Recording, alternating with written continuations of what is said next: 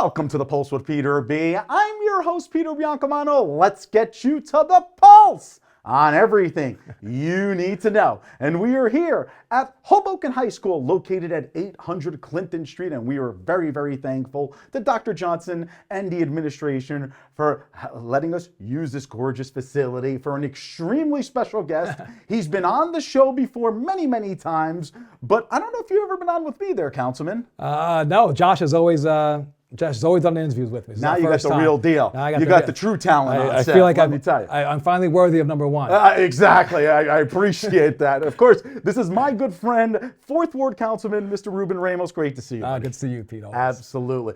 Ruben, there is never, ever, ever a dull moment in the city of Hoboken. No. But you represent the most vulnerable population, the low-income population in Hoboken, which, of course, is the Housing Authority. Correct. And there is a redevelopment plan on the table. What needs to happen for this plan to come to fruition? Right now, it's getting the engineers together to devise the actual plan itself, the engineering reports for those things, the traffic study for those plans, and obviously the most important thing is the financing for the plan itself. And I think a lot of people, a lot of developers around the country are finding a difficult time finding financing, but hopefully we'll work with HUD and the federal government to help us get across the finish line for the financing, which is the most important thing to move things forward. Obviously, it's a life-changing, altering project for the residents of the Housing Authority. It's also like altering for Western Hoboken altogether. It's a mix with market rate units and affordable housing units, and it's really just going to change the whole dynamic of the Housing Authority and Western Hoboken in general. And give me a timetable. How long do you believe until we actually see shovels in the ground? Well, that's it. Shovels in the ground, that everything goes well. Shovels in the ground from today, could be about 2 years from today, shovels in the ground. When you go just to draw all the specs into this, it's an onerous process. That's like 1, 2, 3. And that's got financing for it. So it's going to be a little bit of a road. So looking at 2 years away from today if we get shovels in the ground. But we're hopeful. We're working diligently every day with the Housing Authority Board and Director Recco, and we definitely want to make that happen for our residents. Yeah, and that leads me into Ron Simonzini, who of course is the Executive Director of the Mile Square Taxpayers Association. He's been on this show. He's been in front of the council many, many times. They are petitioning right now. We're almost going to get him a chair at the council. I was going to say, I know. They are petitioning right now for a referendum, basically to eliminate rent control as we know it. Obviously, the landlords would have the option, I believe it is, to put in $2,500 into the Affordable Care Housing Fund, which Hoboken, according to him, has not built any affordable housing in the future. What are your initial thoughts about this potential referendum? Well, my initial thoughts is it's unfortunate because last year, myself, Councilman Giattino, we sat down with Cheryl Fallick for the Ron Simonzini for the Mile Square Taxpayers Association, and Cheryl Fallick from the Fair Share Housing Group. We sat down with them and we had a compromise. And it was a layup. For years, they've been frenemies, I would say, Ron and Cheryl, right, for lack of a better term. And we had a deal on the table. Unfortunately, and it passed the city council, and unfortunately, the mayor vetoed it. And this is a direct result of that veto. When you have Mile Square Taxpayer Association, we're fine with rent control the way it is if you put these parameters in. And Cheryl Fallick saying we're fine with rent control the way it is if you put these parameters in as well. We worked on the legislation, we passed it, and unfortunately, it was vetoed. And here we are. They said, if this doesn't work, guys, you're leaving us no alternative but to have a referendum. Right. And this is where we are now, unfortunately, where we're potentially facing the end of rent control, like you said, as we know in Hoboken, which I don't think it actually doesn't end it. It alters it, let's just say. It alters a lot of it's almost a vacancy decontrol. Right, exactly. Yeah, for current residents, you're fine. Any current resident, if you're sitting at home, any current resident, you are fully protected under the existing rent control law, whether this referendum passes or not. So you are safe. Exactly. But if you do leave your apartment and the apartment is open, the rent could be for $2,500. If your apartment's vacant, they could pay that $2,500 fee to the city of Hoboken, raise their rent one time up to a certain threshold where they could get a market rate threshold, and then that fund could be utilized by City of Hoboken for whatever we choose after that. Absolutely. Obviously get help with the Housing Authority, and just so people know how difficult it is to build affordable housing, not just in Hoboken, but anywhere right now. 11th and Willow was a parking lot owned by the City of Hoboken. Going to do a land lease with a developer for 24 affordable units at a time. I want to say in the mid-20s somewhere. And they couldn't find financing for that project, for fully 100% affordable housing project for that. We had to increase the density, increase the units for the project, and they're still having a difficult time finding finance for that project. So it's not easy out there because the rents, the banks want to make sure that you could pay off your mortgage, right? They're not charities, the banks, right? They want to make sure that they're making their at least minimum payments back and a little bit more. Yeah. And so that's why it's been difficult for us. So any affordable housing we do in the future, like the Hoboken Housing Authority, it's a mix with market rate and affordable. That sustains it for the longer term, and that's what we're looking at. Absolutely. I do want to move on to e-bikes because that seems to be such a our favorite thing right now of conversation.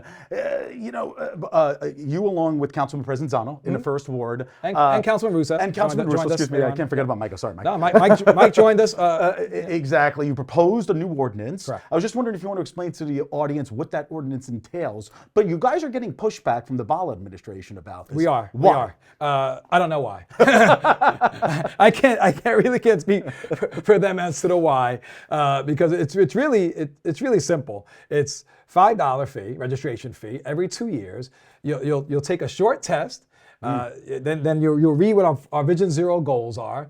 You'll get a vest from the city of Hoboken with a number on it, and that's really all it encompasses. And you just can't ride on our sidewalks. And then you can get the enforcer will be from the Hoboken Parking Utility, not the Hoboken Police Department. Okay. And so I really don't understand. But why is that, Ruben? Why don't we allow the police officers to enforce this? Well, currently they can enforce right now. So no one riding on the sidewalk faster than someone that's walking. Gotcha. There's no bikes on the sidewalk currently allowed. So it's really a matter of who's enforcing it and who wants to do the enforcement. But the parking authority can't enforce it at this moment. No, correct? the parking authority only the police. Correct. I see. Okay. But this will open it up to. Correct. This will open it up to the Hoboken Okay. Parking Utility to do enforcement there, and leaving the police department out of this, because I think one of the fears is who's undocumented, who's documented. And this totally leaves that portion of it out. And even though police really can't ask for who's documented, who's not. But this really X's that factor out and gives everyone peace of mind as far as that goes. All right, I completely understand. But go ahead, sorry. But the goal of it is at night they're not wearing any vests, right? And you want people to wear safety vests. It's really a safety issue for the vehicles to see them, for protection for themselves. We have one-way streets. Pedestrians, right? And pedestrians walking on the sidewalks. Number one, to protect pedestrians. And when I knew I was on the right track, I've been doing this for 25 years, and I've known a number of residents who really they'll get involved. They'll go vote, hopefully, right? They go vote in elections, but really not get involved on issues so much. But this issue, the number of emails I receive from Hoboken residents that aren't involved in daily, day-to-day governance or worry about how we function if their taxes go up, really aren't reaching out at all. But the number of emails or phone calls or texts I received about this, where so much so I'm in front of my house, like sweeping up in front of my house, shoveling one day when it was shoveling. And 3 vehicles got out of their cars. They stopped their car, got out of the car, said, Ruben, good job. You, Paul, and Michael, good job doing this. So we got to keep those guys off the sidewalk. We have to do it. So I know we're on the right track. I don't understand why the administration's resistance of it. I think it's the enforcement portions of it. I hope it's not just because Councilman Provenzano is pushing it forward. But ultimately, you have to look at, is it good for the city? Is it protecting our residents? I think we're checking those boxes. Exactly. And speaking of the administration, our chief executive officer, Mayor Bala, has announced that he's running for Congress against the incumbent Rob Menendez Jr. You know the Menendez is a long time, as do I. So, now that Bala is looking for higher office, I mean, you and him have kind of been, on the opposite pages. I've always been on the opposite page. of the page. mayor. Do you see yourself supporting him for Congress? Listen, I should say opposite side all the time. When there's an issue that someone's working on, and the issue is a good thing for the residents of Hoboken, I support it, and if I can enhance it, I try to enhance it. And if there's something they don't support, like this for the e-bike legislation, I'm going to continue to push it, and hopefully they'll see the light and try and move that forward. But with that being said, like you said, Rob Menendez Jr. is someone I've known an extremely long time, and throughout my career, I've been 25 years now elected, he's always supported me. Personally, Rob Menendez Jr., not even talking about senior. He's always supported me. So I'm going to reciprocate that support in the congressional race. And speaking of which, you're a former assemblyman. You've been councilman many, many years now. Now that the mayor is looking to move on, will there be a little bit of a mayoral run for you? It's quite possible. I've had a number of people reach out to me. I ran a number of years ago. Unfortunately, fell a little bit short. I think you ran that election as well. But the only thing I'm running for is my life now. But just get it on the record. We did beat Pete. 100% we did. We did ahead of Pete. This is why he's there and I'm here now.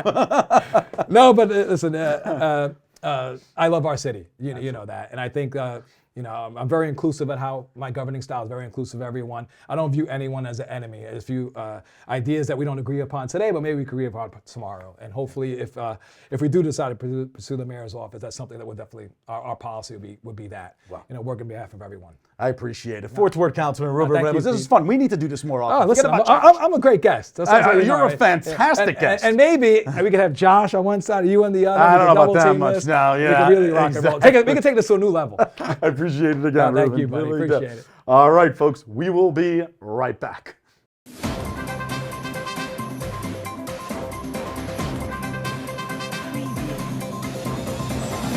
Peter Biancamano, your hostess with the mostest of the Pulse with Peter B. Folks, don't forget to go on our Facebook and our Instagram pages by searching The Pulse with Peter B. and like and follow us on each of those platforms. We're constantly updating those pages with previews of each week's segments and cool stories. Also, if you have any questions, feel free to reach out to our email address at thepulsewithpeterb@gmail.com. Welcome back. I'm your host with the most, Josh Sotomayor Einstein, on this segment of The Pulse without Peter B. And I'm so glad to be joined not by that bum Biancamano, but by my friend Frank DiCola, founder, creator of the Charity Quest app. How you doing? How you doing? Thanks so much for having me. Thank you so much. I've seen the app. I want to start volunteering. Tell us about what the app does and how you ended up starting it. Yeah, great question. Two questions there.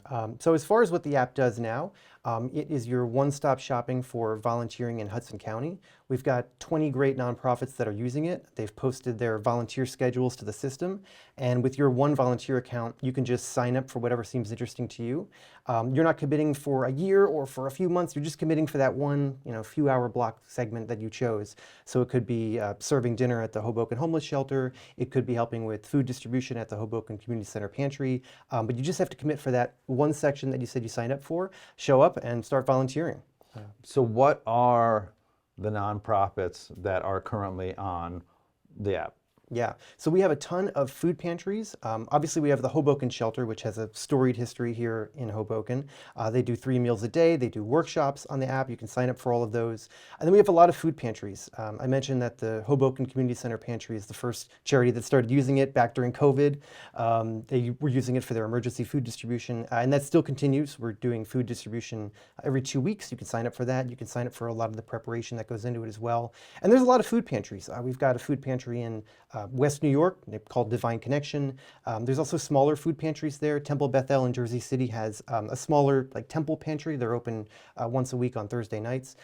So really just, I would say, go for whatever's close to you, because that's a charity that you'll be able to really be involved with because they're close to your house. You can see when they need volunteers and sign up. So does it say what they need? Does it say, if they need volunteers, if they need people to bring supplies for the food pantry, or what other supplies there might be? Exactly. Yeah, my goal is kind of one-stop shopping, right? So you can see at the top when it's a map-based app. I should mention that. You're kind of looking at your area, and then when you tap the charity, you can see a donation link for cash, usually a donation link for any supplies they need, and those usually float to the top.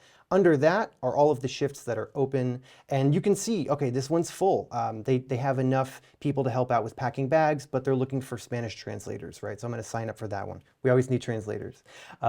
So it kind of helps volunteers make smart decisions, and we're also not overloading the charity with too many volunteers at one time and not enough people at other times. We're also not overloading them with a lot of unnecessary email communication, right? Most of this can be done through the app. If you really have a question, you can always contact them if it's something outside the norm. But for most of the time, I mean, the app will answer all your questions about what you should wear, how long you're going to be there, what you're going to be doing, how many people we need. So how did this begin? Yeah, it's a great question. I think it was born out of my love for charity and volunteering, and also my love for video games, which is kind of strange. I'll talk about that in a little bit. But also a fair amount of disappointment with what was currently out there. I didn't initially think that I would need to create a community-based nationwide volunteering app because I thought it's such a good idea, someone must have done this. But what I found is that in the 90s and early 2000s, there were a lot of people that kind of created a digital phone book, and then they didn't really keep those listings up to date, and that was it, right? So the competitive landscape right now for me is a little strange and kind of disappointing, right? There's a reason why people are coming from Patterson to volunteer in Hoboken. It's because they're finding Charity Quest and they're looking at my other competitors and they don't see anything in their own communities, which I think is a shame. So that's basically what happened to me out of college. I graduated Stevens, I stayed here in town, and I was looking for places to volunteer. I knew about the Hoboken shelter, and I was kind of already involved in some of their fundraising efforts, but I said, there's gotta be more out there, right? So I did what any recent graduate does, which is go back to college, and I asked my Dean of Students, Dean Nilsson, for some advice about charities that he knew. He said, I'm the board president of the Hoboken Community Center. I was like, I did not know that. So he introduced me to Tony Tamrazzo, got me involved in her food pantry, which at the time was just a small effort serving the affordable housing unit that the center runs. And so it was just going to be this small closet pantry in the building until COVID hit, kind of supercharged everything, and then we were kind of responsible for doing food distribution for the whole town and surrounding towns as well. So that's kind of what it was born out of. I just thought there would be some kind of directory for me to use as a citizen. I didn't see that, and I built it. So that is totally, totally radical and awesome. What are the plans for the future? Are you just gonna focus on depth in terms of getting more nonprofits in our county, or width? Try to expand it to other counties? Yeah, it's a great question. I'm definitely focused on expanding right now to as much of Hudson County as I can. And also there's some charities in New York that reached out to me and I couldn't say no, right? So I'm also expanding to Staten Island, the Bronx as well. But I go community by community, right? So it's not about globetrotting. It's not about trying to hit all the major metropolitan areas of the USA. I kind of go neighborhood by neighborhood and I say, all right, well, what else can we add in West New York? Because we're already there. What else can we add in Jersey City? Because we've already got charities there. I think I pretty much have most of the ones in Hoboken now. But what else can we add in the North Shore region of Staten Island, since we already have a few there, just to make sure that I'm really serving the volunteers that live in that area before expanding to different regions. So it kind of just goes community by community. That is very, very interesting. So if there is a charity that has specific requirements for volunteers, let's say, we were talking about a dress code before, or let's say there's a charity with children, so people have to, maybe do an application so they can get screened beforehand. Is that in the system that'll tell you? Yes, so you'll be able to see their schedule, but if they require something like that, you won't actually be able to sign up. It'll say, please pass the training beforehand, or you have to volunteer a certain number of hours with this charity before you can sign up. And their volunteer application is listed there in the app. So you can go offsite, complete their training, orientation, whatever you have to do. If you're approved, then you can come back to the app and actually sign up. Yeah. Oh, that's really cool. Now, let's say, after this, everybody in our wonderful, wonderful crew wants to volunteer. Is there a cost to use the app? Is it completely free? It's a great question. This is 100% free for all of the charities that use it, as well as the volunteers. The way we stay in business is through support from our volunteers. So if you go to charityquest.io/subscribe, you can see the plans there. Obviously, of course, you can volunteer for free. Subscribing gets you just access to some perks, some extra goodies. Our silver supporters get custom volunteer portraits made for them that they can put in the app and also keep a digital copy for themselves, of course. But I'm committed to leaving this service 100% free for all the charities that use it, because I know what their budgets look like. I know it makes a difference. I know a lot of them are on the brink of closure, and they're looking for that next, grant funding. They're getting their budget cut, right? So they need something like this, but they can't afford $6,000 a year to pay for it. And so that's why I'm committed to making this free for all the charities in the U.S. That is really, really terrific. We only have about a minute left. If there's anything that you left out or want to get out there to the people in the interwebs and in TV land, now is your opportunity, my friend. Yeah, right now is a great time to volunteer because I didn't mention this, but I do contests in the service periodically throughout the year. And right now we're in the middle of our March contest, which is called Clash of Clubs. This is a great volunteer contest for any school group, church group, athletic team that wants to get involved. You can make a group in the app. You can join a group in the app and compete to win. Right now the winner is a group from Stevens that has about 6 hours. So I still think it's anybody's game. Jump in there. You can see the leaderboard in the app and you can compete to be the group that wins. And the winning group gets to choose a charity in the network to receive $1,000 of donations. Wow, that is absolutely terrific. I know that I'm definitely going to, get more involved and volunteer through the app. I think it's an amazing thing that you've created to connect volunteers with all the different plethora of charities, that they can volunteer with, and it shows them the different blocks and what's required of them Super, super cool. Frank, thank you so much for coming. Thanks for having me. Truly appreciate it. We definitely want to have you back on again as Charity Quest develops. Yeah. So I'm so excited for this. Stay tuned. We'll be right back.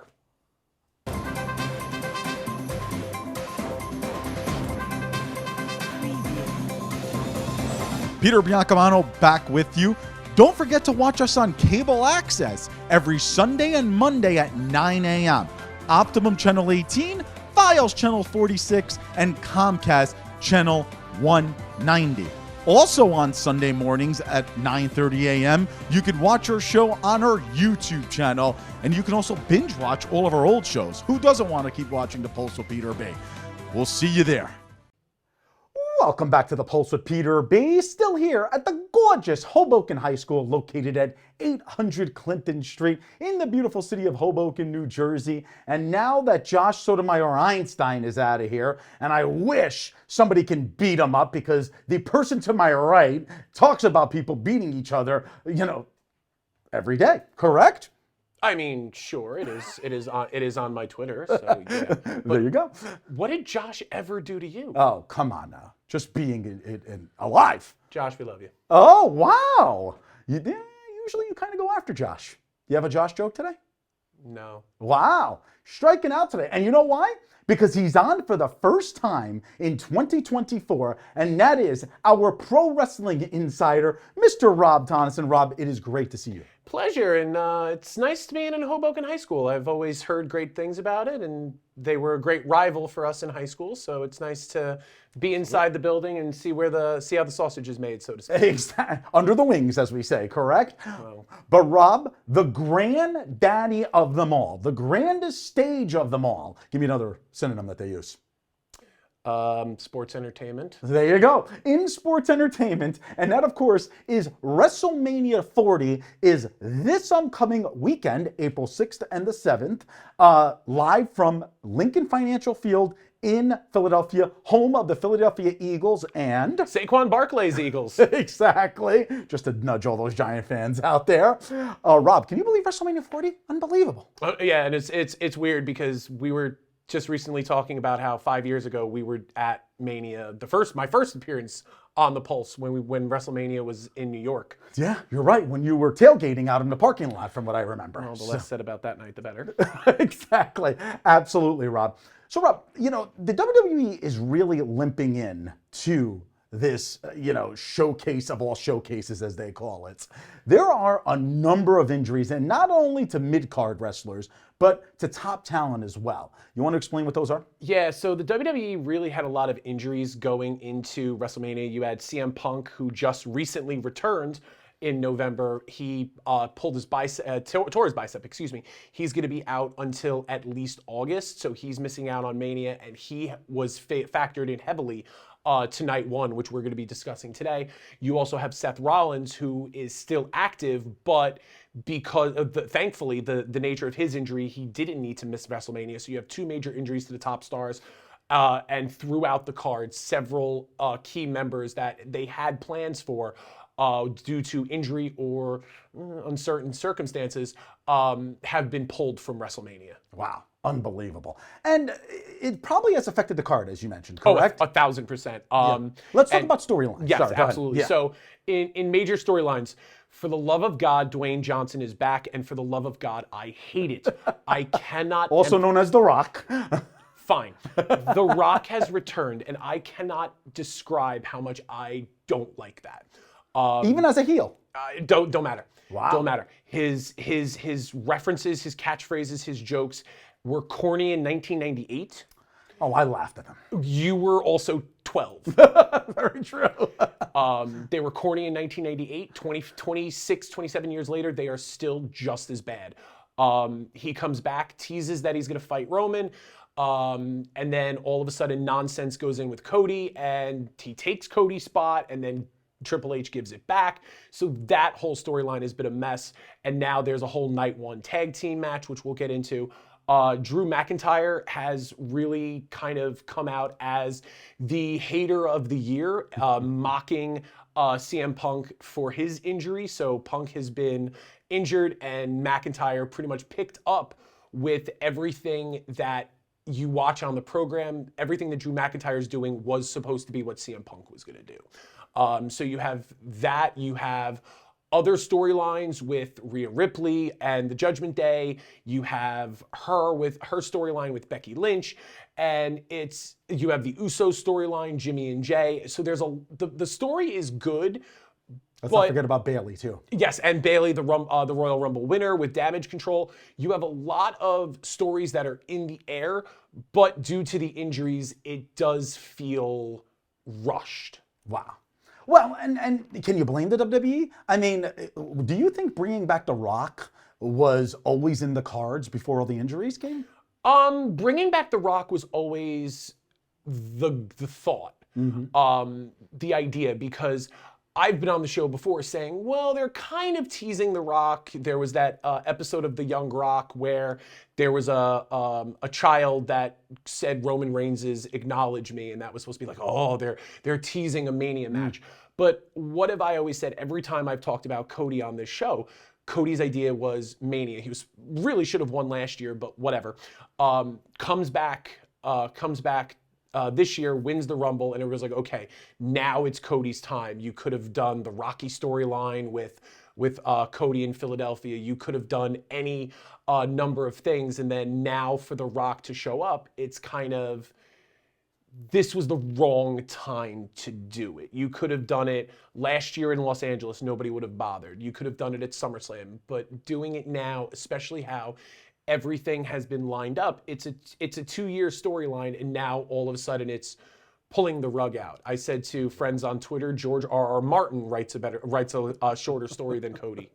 Unbelievable. Well, Rob, I do want to get to some of the matches on night one. Yes. And even though this is his first time in 2024 appearing on the show, we are going to have him back next weekend to talk about night 2. Yes. So you brought it up. Roman Reigns and his cousin The Rock are battling against Seth Rollins and Cody Rhodes, who are the champions for. Are they the champions for respective brands, or just? Yeah, they don't really do brands. They anymore, really don't right? do. Okay. They try to do brands, but they don't. So, all right. So who do you like in this match and why? Honestly, I don't care, but I'd have to say probably Rock and Roman for this one. Oh, okay. Because of what's going to happen night 2. So the way they built this storyline up is if Cody and Seth win, then nobody from the bloodline can get involved Sunday night. If Rock and Roman wins, then it's open season. Anyone from the bloodline can show up. I think The Rock and Roman are going to win because it's The Rock. Because it's The Rock. Because it's Dwayne, and you get a spot on the board, you get to call the shots. Yeah. I don't like the storyline. It's limped. It's been weak, and the less said about Dwayne Johnson, the better. All right, moving on. You can tell he's a big fan. So the WWE Women's Championship match between your girl, Rhea Ripley, who is the current champion, and Becky Lynch. Now, these are two ultra-popular female superstars clashing against each other. I'm sure you're excited about this match. Who do you like? Very excited, and I'll just say right off the bat, I really think it's going to be Becky, and the only reason why is because Becky has been, Rhea has been champion going into this for a full calendar year. I don't feel that there's anyone on the roster currently that could touch Rhea besides Becky. So it's going to be this contrasting styles where you have Rhea more powerhouse, Becky's more technical. So it's a contrast in styles. I like Becky to go over only because of the idea that Rhea's storyline, she doesn't need the belt. Let's just put it that way. And Rhea having beef with the Judgment Day and kind of teasing that they're gonna split. I think Rhea losing the belt further pushes the breakup of the Judgment Day. Wow. Less than 30 seconds to go, Rob. I do want to touch upon this match. Also, in night 1 of WrestleMania 40, United States Champion Logan Paul versus a wild veteran in Randy Orton. Who do you like in this match? Very quickly, Logan Paul should not be as good at pro wrestling that he is. I really would say Randy Orton just because he's gone into WrestleMania with every single belt and he's come out with every single belt except the United States Championship. So why not put it on Randy? I absolutely love it. All right, Rob Tonnesen, our pro wrestling insider, covering everything you need to know about night 1 of WrestleMania 40 in Philadelphia, home of the Saquon Barkley Eagles. That's correct. Absolutely, Rob. We look forward to seeing you next week where you're covering night 2. So you folks are going to want to stay tuned. Thanks again, buddy. I My really pleasure. appreciate it. All right, folks. Join us next week for The Pulse on everything you need to know. I'm Peter Biancamano. I hope you have a great week, everybody.